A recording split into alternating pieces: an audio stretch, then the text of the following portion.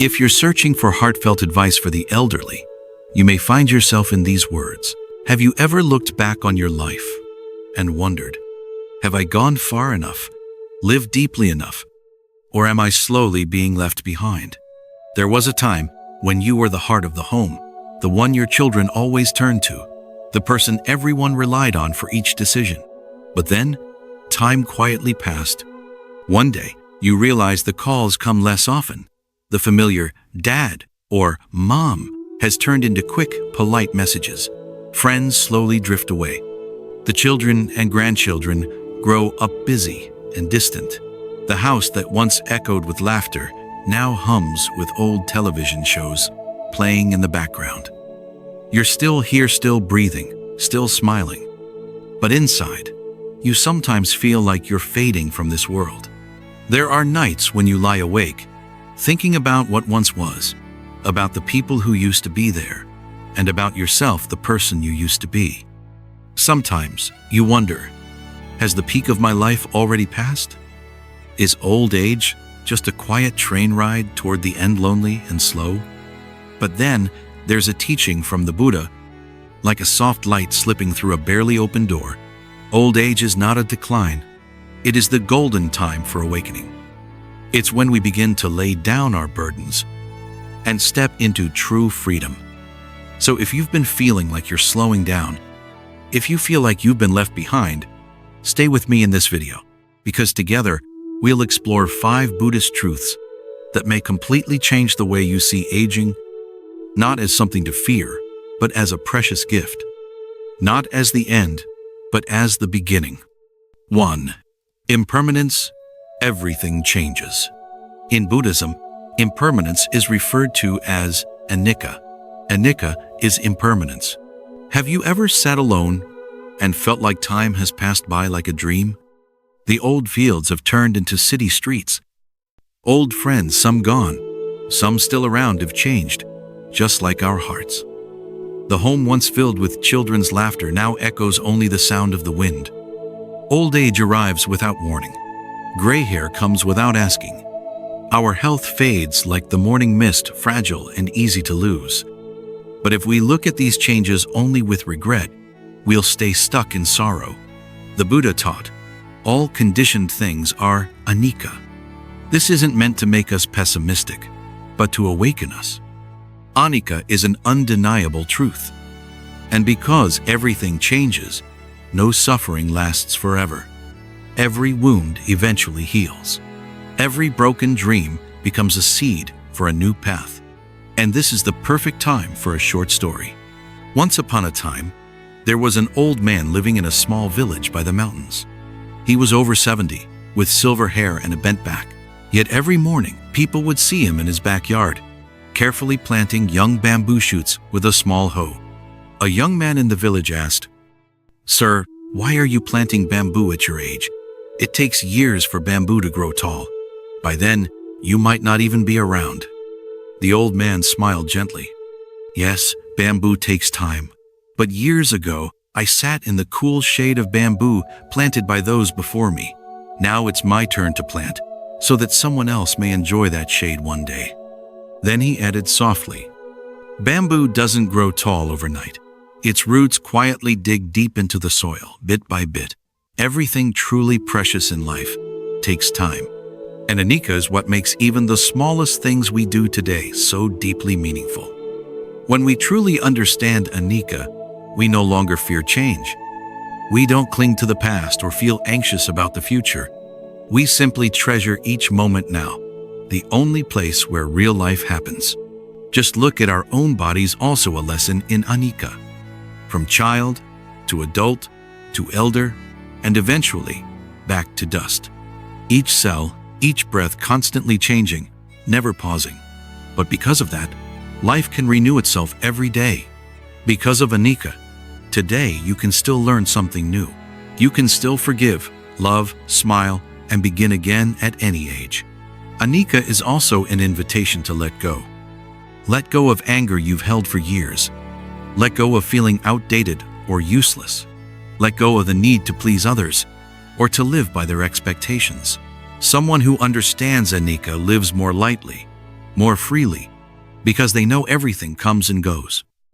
Beauty fades, loved ones drift away, fame disappears, but inner peace remains. Love stays. Awareness leads us farther than any outer success ever could. We can't stop time, but we can choose how we walk alongside it with a heart full of understanding and compassion. Picture this. Each wrinkle on your face isn't a sign of decay. It's a mark of resilience. A record of every pain you've endured, every love you've given, every sacrifice you've made, every moment you've truly lived. And if you sometimes feel empty or alone amid life's changes, remember, you're not being left behind. You're simply stepping back for a moment to hear the voice within. In quiet moments, we begin to see. We don't have time to live on the surface anymore. We no longer want to live by outer appearances. We want to live from the inside out, genuine, simple, and deep. To understand Anicca is to understand none of us is a fixed self. The you today is no longer the same as 10 years ago. And the you tomorrow doesn't have to be just like today. You have the right to change, even at 60, 70, or 80. You have the right to let go of old roles. You have the right to rewrite your story with a new chapter of peace and love. And may each day be a gentle reminder. I can't control everything, but I can choose how I see everything. Today, let's see change not as a loss, but as an opportunity. Let's see aging not as a limit, but as depth. Let's see Anicca not as something to fear, but as a trusted friend, teaching us to live more honestly, love more deeply, and let go more easily. 2. Non-self. You are not your reputation or body. In Buddhism, non-self is referred to as Anatta. Anatta is non-self. There are moments in life when we feel forgotten. Once, you were someone remarkable, the center of attention. Work, family, friends, everything revolved around you. You were proud of what you achieved, the roles you played, the things you accomplished. But time passes. People around you begin to change. Your fame starts to fade. The roles you once held seem to vanish into the background. A feeling creeps in. I'm not anyone anymore. No more respectful glances. No more hearing your name called out at important events. Have you lost your worth? Yes, this is when we often feel left behind. But it is in moments like these that we must remember the Buddha's teaching of Anatta. There is no permanent self. This body is merely a combination of earth, water, wind, and fire. This mind is a continuous flow of emotions, memories, and perceptions. When the Buddha spoke of Anatta, he did not deny our existence.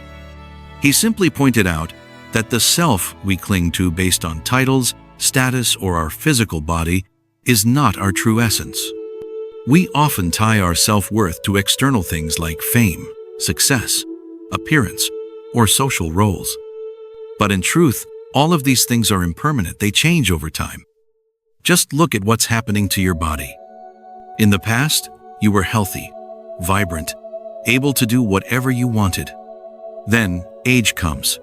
Health fades. Each wrinkle, each ache, each moment of fatigue all remind us that this body is not eternal.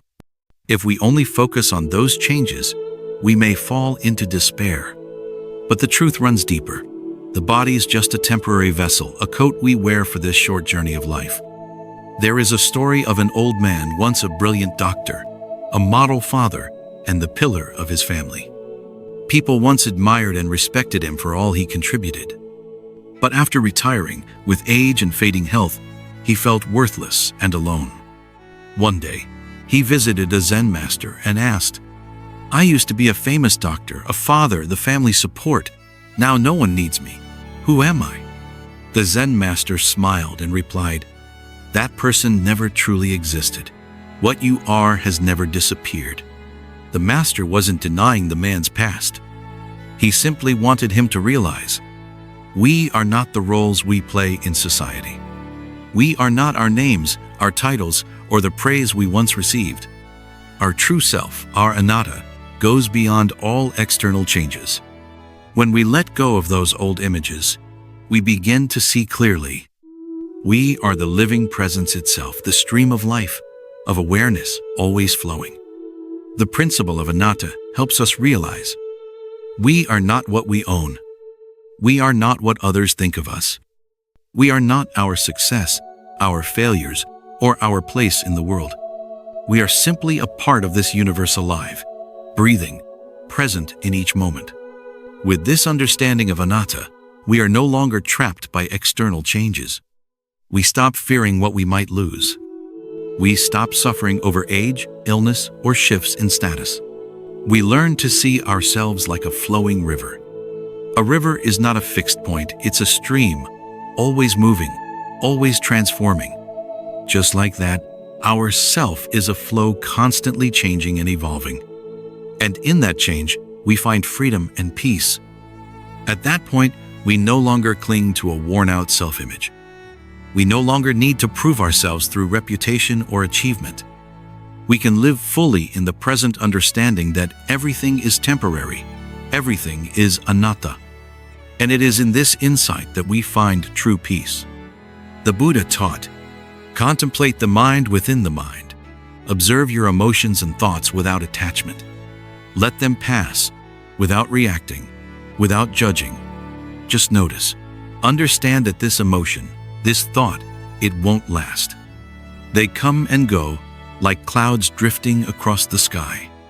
When we stop clinging to anything, when we no longer seek validation from outside, we begin to feel true freedom. No longer fearing the changes in our body, career, or relationships, we know they are all natural transformations, and we can flow with them freely, growing moment by moment.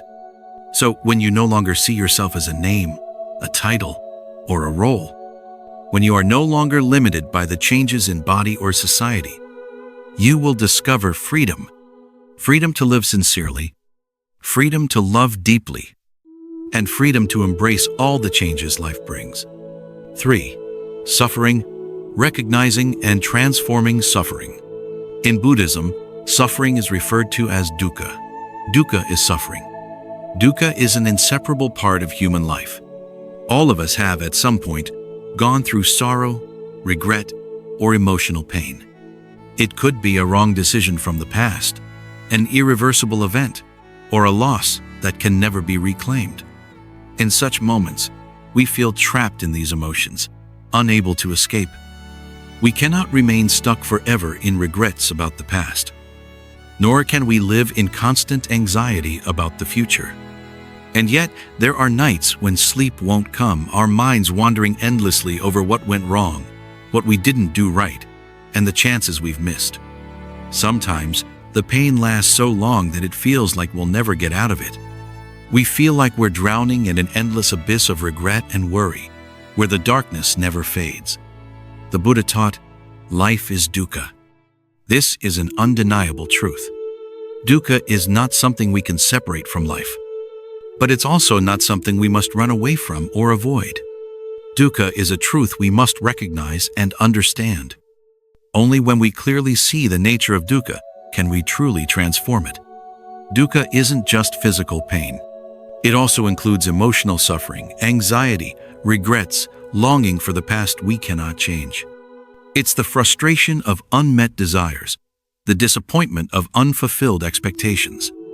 It's the ache of being unrecognized, unloved, or going through broken relationships.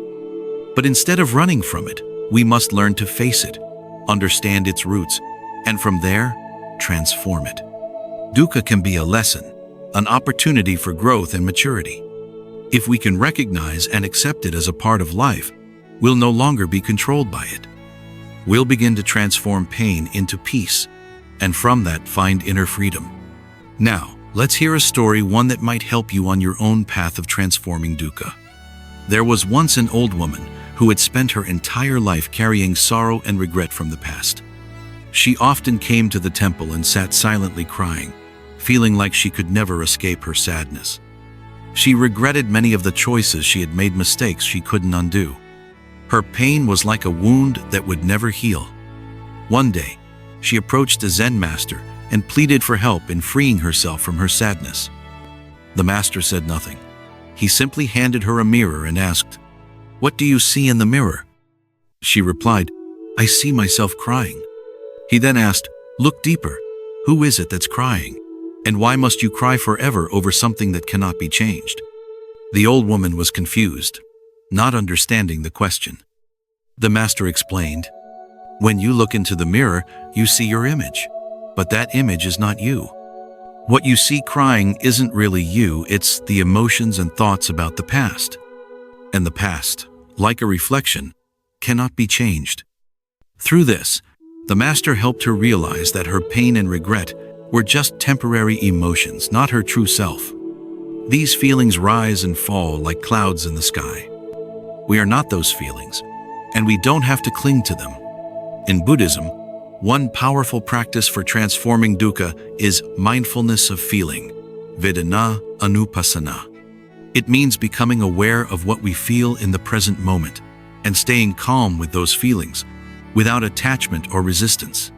When we practice this, we not only recognize the feeling, but also clearly see that it is not who we are. We are the one witnessing, not the feeling itself. For example, when you feel sadness, simply acknowledge, "This is a feeling of sadness." That sadness is not you, it's just a temporary experience. It comes and goes, like a wave rising and falling. With mindfulness, we learn not to cling to emotions. We observe them, feel them, but do not let them control us. Emotions do not define who we are, they are part of our experience, not our identity. When we no longer fear or resist them, they no longer have power over us. Life will always contain dukkha. But when we understand its nature, face it, and transform it, we are no longer prisoners of it. We stop living in regret over the past or fear of the future. Instead, we begin living fully in the present, with acceptance and self-love. So whenever dukkha appears, remember, it's a part of life. We don't need to run from it. Let's face it, understand it, and allow it to pass. Only then can we truly find freedom and peace in our lives. 4. The mind is the driver. Peace comes not from age but from perspective. I can't do anything anymore. I feel useless. These are familiar confessions from the elderly. As their health declines, their limbs lose agility, and their memory is no longer as sharp. They watch their children and grandchildren grow up and succeed, and suddenly feel like they've been left behind. The sense of becoming a burden or irrelevant causes many older people to fall into loneliness and depression. But the Buddha taught, the mind is the forerunner of all things. The mind is the master. The mind creates everything. Dhammapada, verse 1. This means that everything in life, happiness or suffering, strength or weakness, does not come from age or circumstance, but from how our mind perceives and engages with life. Old age doesn't take away a person's value. It is a negative mindset that does that. Even someone who is physically weak and unable to do much can still be a light to others if their heart is peaceful, compassionate, and filled with love. Now, let's listen to this story to understand more clearly. There was an old man in his 70s, living in a small mountain temple. In his younger days, he had been a diligent, hard-working farmer, but as his health declined, he could no longer work the fields or help with much. He began to feel useless. Even living in a temple, he still felt sorrow. He often sat alone looking out into the garden, full of regret over all the things he could no longer do. One day, a young meditation master passed by and saw the old man sitting quietly under the eaves of the temple. The monk sat down beside him and gently asked, "What are you thinking about?" The old man sighed. "I'm old now, I can't help anyone anymore. I just eat and sit, I feel so useless." The monk smiled, then pointed at a broom resting nearby. "That broom is old too. Its handle is worn and its bristles are falling out, but you still use it every morning to sweep the courtyard, don't you?" The old man nodded. "So, is the courtyard clean?" the monk asked. "Yes, of course. I sweep it every morning," the man replied with a hint of pride. Then do you know that when people come to the temple and see the clean courtyard, their hearts also feel lighter? Do you know that the sound of your sweeping each morning marks the peaceful beginning of a new day here at the temple? The old man fell silent. The monk continued, "You are not useless. You only think you are. Even your smile can warm another's heart. A kind blessing, a peaceful breath that you maintain within is a valuable contribution. A person with a bright mind is like the full moon, shining wherever they go. When the mind is steady, everything gains meaning. We often equate our self-worth with our ability to work. When we can no longer labor or earn money, we think we have nothing left to offer. But if we look more deeply, life isn't only about doing. It's about being present with awareness. A person might not do much, but if they keep a peaceful mind, they become a spiritual anchor for their family. A gentle word, a calm demeanor, a look of understanding, these can be the guiding light for younger generations. In a chaotic world, someone who can maintain inner peace becomes a place of refuge for the weary. The Buddha taught, contemplate phenomena in phenomena to clearly see what is happening in body, mind, and surroundings, to see their impermanence, and to remain unattached and undiluted. For example, when an elderly person thinks, "I'm useless," and we accept that thought as truth, we fall into sadness. But if we observe carefully, we realize, this is just a passing thought. It does not define who I truly am. It comes from the habit of comparing, of tying our worth to productivity. When we see that clearly, we are no longer controlled by the feeling of uselessness. We can let it go, take a broader view, and find new value in the present moment. That is the power of contemplating phenomena within phenomena. To recognize what's arising in our mind, to be aware of it, not be swept away, and from there, wisdom arises. Peace comes from within, not from youth or talent. We're used to thinking, youth equals happiness, and old age equals suffering. But there are so many young people living under pressure, anxiety, competition, and exhaustion. And there are also many elders living peacefully, gently, with eyes full of warmth and smiles as soft as the spring breeze.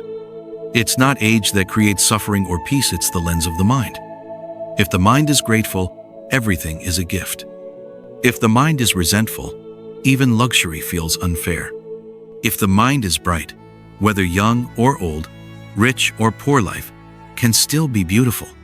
And especially when we are no longer going out to create value, that becomes a precious chance to turn inward, to befriend ourselves. When the mind is calm, every age is the most beautiful age. Don't think that old age is the end. Old age is a season of reflection, of quietude, of wisdom distilled through the years. Just as the moon only becomes truly round on the full moon night, people also become complete after passing through enough ups and downs. If you're in your twilight years, don't think you've lost your worth. Every peaceful breath you maintain, every kind thought you nurture is a great gift to the world. Be like the old man in the story. Sweep the courtyard with your broom, and sweep the mind with mindfulness. Live each moment fully. Observe your mind. Recognize emotions as they arise and pass, like clouds drifting across the sky. Don't cling. Don't push them away.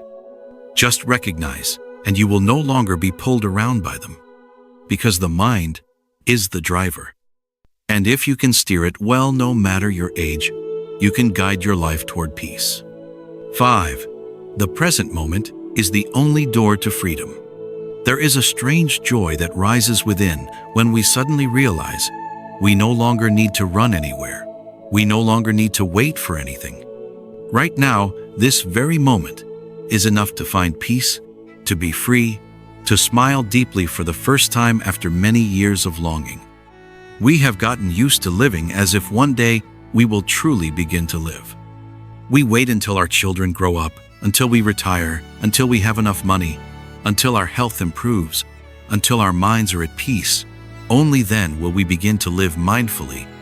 Only then will we practice spirituality. Only then will we think about letting go.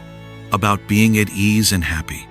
But the Buddha himself once spoke to us in simple yet sharp words, like a flash of lightning in the night sky. The past is not to be sought, the future is not to be wished for. The past is gone, the future is yet to come. Reflect on life right in this moment, right here. The awakened person dwells firmly. This teaching is not meant to be heard just for the sake of hearing. It is meant to be lived. The greatest freedom in life does not lie outside, but in the ability to return to the present, no longer bound by the past or dragged along by the future. Even when we are old and frail, our bodies no longer as before, memories fading, loved ones gone, or the future uncertain, there is still one thing no one can take away. This breath, this moment, this awakened mind. There is a story. One day, an elderly man visited a Zen master. His face was wrinkled, his eyes full of worry. He asked, "Master, I have lived for over 70 years, but my heart is still not at peace. Can you tell me how much longer it will take for me to achieve enlightenment?" The Zen master smiled gently, pointing to a blooming flower beside the temple porch, then said, "Just return to this breath. The moment you truly realize you are breathing, you have already started." So, enlightenment is not something that comes in the next life, Master. No, the Zen master replied. Enlightenment is not bound by time. Enlightenment can only happen in the present. The longer you delay, the further it moves away. The elderly man shed tears, but these were not tears of sorrow. They were the tears of someone who had just awakened from a long dream. When we speak of the present, Buddhism is not just a philosophical idea. The Buddha guides us to practice, to live fully in the now through the 4 foundations of mindfulness, 4 great methods of reflection. Mindfulness of the body. Recognize what the body is doing. Walking, standing, lying, sitting, the breath coming in, the breath going out. Movement, stillness, each cell living, no judgment, just clear seeing. Mindfulness of feelings. There are pleasant, unpleasant, or neutral feelings. We recognize them clearly. We don't chase pleasure, nor fight against pain. We simply see them as an impartial observer. Mindfulness of the mind. The mind is sad or happy, anxious or calm, lazy or diligent. We just recognize it as, the mind is like this. No identification, no avoidance. Mindfulness of mental objects. Mental phenomena like greed, anger, delusion, doubt, sleepiness, restlessness are seen clearly in their true nature, and we let them go. No need to fix them, just to see them clearly. When we practice the 4 foundations of mindfulness simply and honestly in the present moment, freedom begins. No need to wait for old age, the right moment, or any miracle. Some people think, I still have many responsibilities, I'm too busy, I'll practice later. But mindfulness does not require being in a temple, does not need bells or chants. Just one mindful breath, one steady step, one patient smile. That is enough. There are elderly people who cannot read, have never learned scriptures, but spend their days peacefully picking vegetables, washing dishes, making tea, their hearts as serene as saints. And there are wealthy, highly educated, powerful people, but their minds are still full of turmoil because they have never stopped to truly live. Present moment. Not just time, but a way of living. The present moment is not merely now, in contrast to past and future. The present is a state of deep awareness, where we are no longer dragged by past joys or sorrows, are no longer pulled by worries about what's to come, are no longer overwhelmed by the stories we tell ourselves. The present is the place where the mind no longer runs away from itself, and it is in this state that true freedom takes root. The elderly often carry a fear of illness, fear of losing memory, fear of death. But deeper down, the greatest fear is the fear of having lived a wasted life. But if we are truly awake right now, we no longer live a wasted life. Whether we have only a few years or a few months left, every moment is a precious jewel. Every breath is a living scripture. Every step is a celebration of freedom. Come back. Right now. There is nothing to wait for. Right in the present moment, the awakened person lives firmly, not carried away. That is the refuge of the wise. That is the path to peace. Old age is not the end. It is the beginning of a truly awakened life. You are not left behind. You just need to return to yourself. Every mindful breath, every compassionate glance, every kind action is the mark you leave on this life. Old age is a blessing if we live deeply with the Buddha's heart within us.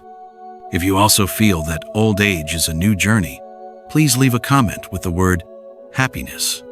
Because happiness is not found in the years, but in how we live in every moment. Please click the subscribe button to support the channel and hit the notification bell to receive the most meaningful and beautiful videos about the essence of Buddhist teachings. Wishing you peace in your heart, lightness in your soul, and always feeling that you are still blooming no matter your age. Don't forget to share this video with your loved ones.